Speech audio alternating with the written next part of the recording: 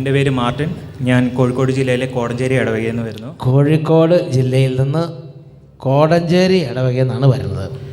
ഞാനൊരു നേഴ്സാണ്. എൻ്റെ നേഴ്സിംഗ് പഠനകാലത്ത് ആദ്യ വർഷം ഞാൻ നന്നായിട്ട് പഠിച്ച് നല്ല മാർക്കോടെ പാസ്സായി. രണ്ടാം വർഷമൊക്കെ ആയപ്പോഴത്തേക്കും എനിക്ക് പതുക്കെ എഴുതാൻ ബുദ്ധിമുട്ട് വന്നു തുടങ്ങി. എനിക്ക് എൻ്റെ ഹാൻഡ് റൈറ്റിംഗ് നഷ്ടപ്പെട്ടു.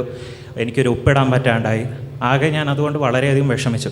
ശരിക്കും നല്ല ഹാൻഡ് റൈറ്റിംഗ് അതൊക്കെ മാറി അല്ലേ? ഒപ്പിടാൻ പോലും പറ്റാതെയായി. അതെ, ഞാൻ നന്നായിട്ട് എഴുതിക്കൊണ്ടിരുന്നതാണ്. ഇവ ശരിക്കും കൈയക്ഷരമൊക്കെ പോയി, അങ്ങനെ എഴുതാൻ പറ്റണില്ല, അങ്ങനത്തെ അവസ്ഥയായി അല്ലേ? അതെ, എല്ലാവരും പറയാൻ തുടങ്ങി, ടീച്ചേഴ്സൊക്കെ പറയാൻ തുടങ്ങി.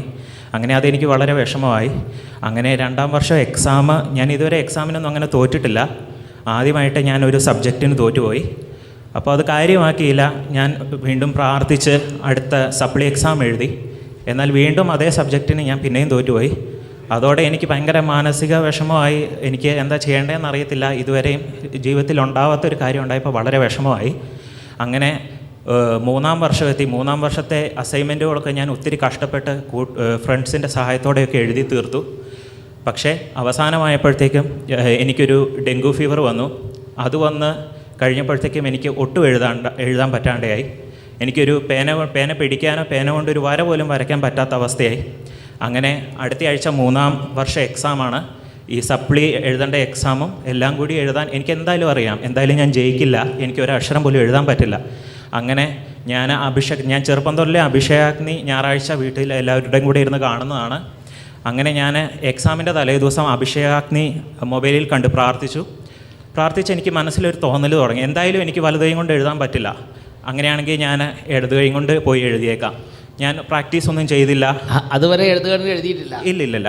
ശരി, നിങ്ങൾ ചിന്തിച്ചു, നിങ്ങൾ പെട്ടെന്ന് നിങ്ങളെ ഇടതു കൈ കൊണ്ട് പരീക്ഷ എഴുതാൻ പോകണമെങ്കിൽ എന്തായിരിക്കും സ്ഥിതി? കാരണം അത്രയും ക്രിട്ടിക്കൽ സ്ഥിതിയായി.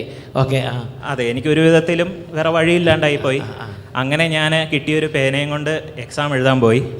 ഞാൻ എക്സാം എല്ലാവരും വിചാരിച്ച് ഇവൻ തന്നെ ഇടതു കൈ കൊണ്ട് എഴുതുന്നത്, എന്തായാലും തോക്കൂലേ, തോക്കാൻ വേണ്ടി എഴുതുന്നതാണോ എന്നൊക്കെ എൻ്റെ ഫ്രണ്ട്സ് ചോദിച്ചു. അങ്ങനെ ഞാൻ അവരോടൊന്നും മിണ്ടിയില്ല, ചുമ്മാ ഒരു രസത്തിന് എഴുതുകയെന്ന് പറഞ്ഞു. അങ്ങനെ ഞാൻ 5 എക്സാം എഴുതി, സപ്ലി എക്സാം അടക്കം 5 എക്സാം എഴുതി. അങ്ങനെ റിസൾട്ട് വന്നപ്പോൾ എനിക്ക് 5 സബ്ജക്റ്റിന് ഞാൻ പാസ്സായി. ദൈവ അത്ഭുതകരമായ ഞെരുക്കത്തിൽ സഹായിച്ചു. എല്ലാം പാസ്സായി? അതെ, എല്ലാം പാസ്സായി.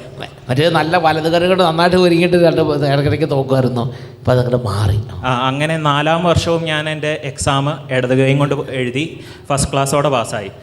പിന്നീട് പിറ്റേ വർഷം അത് തന്നെ? അതെ, ദൈവം സഹായിച്ചു. അഭിഷേകിന് കാണുമ്പോൾ ഒരു കോൺഫിഡൻസ് കിട്ടി എന്തല്ലേ? അതെ. എല്ലാ എക്സാമിനും തലേ ദിവസം ഞാൻ മൊബൈലിൽ കണ്ടിട്ടാണ് പോവാറ്. അപ്പോൾ ദൈവം ഒരു കോൺഫിഡൻസ്, ഒരു മനോധൈര്യം, അത് ദൈവത്തിൻ്റെ ആത്മാവിന് ഇറങ്ങി പ്രവർത്തിക്കപ്പെട്ട മനസ്സിന് ധൈര്യം കിട്ടണത്. മനസ്സിന് ധൈര്യം കൊടുത്ത് ദൈവം പരിശുദ്ധാത്മാവ് ശക്തിപ്പെടുത്തി. പിന്നെ പോയാണ് എഴുതി. അതെ. Praise the Lord. Praise the Lord. നോക്ക് സഹോദരങ്ങളെ, ആരാണ് ജ്ഞാനി? വചനം കേൾക്കുന്നവനാണ് ജ്ഞാനി, വചനമുള്ളവനാണ് ജ്ഞാനി. അവന് തക്ക സമയവും തക്ക വഴിയും ദൈവം പറഞ്ഞു കൊടുക്കും.